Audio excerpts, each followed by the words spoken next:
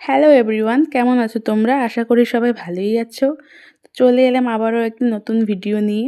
আজকের ভিডিওতে আমি শেয়ার করব রাতে ঘুমানোর আগে আমি কি করি। তো ঘুমানোর আগে বেসিক্যালি আমার কিছু কাজ থাকে না। ঘরটা ঝাড় দিয়ে নিলাম, দেখতেই পেলে তোমরা। তারপরে মুখটা ধুয়ে আসলাম ফ্রেশ হয়ে। তো রাতে ঘুমানোর আগে না ফ্রেশ না হলে না ভালো লাগে না। মুখটা মুছে নিব এবার।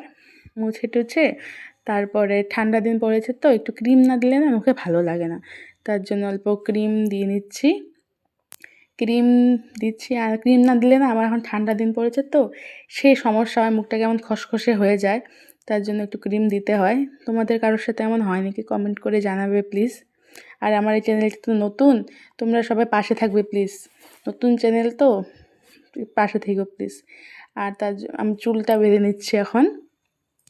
চুল আমার না সেই হেয়ার ফলের সমস্যা হচ্ছে।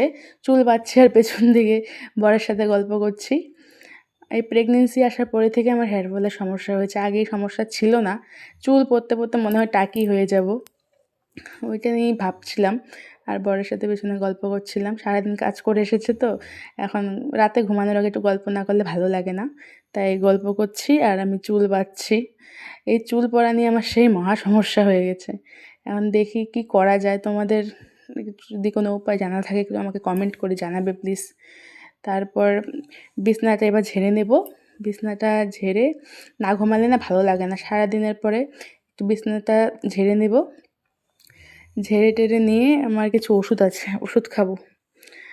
বিছানার দুজনের বালিশ দু সাইডে রাখছি।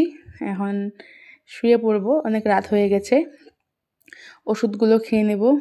রাতে মেডিসিন ছিল অনেকগুলো, তো ওষুধ খেয়েটে এবার ঘুমিয়ে পড়বো, অনেক রাত হয়ে গেছে। তো কেমন লাগছে জানিও প্লিজ তোমরা বন্ধুরা। যদি ভালো লাগে থাকে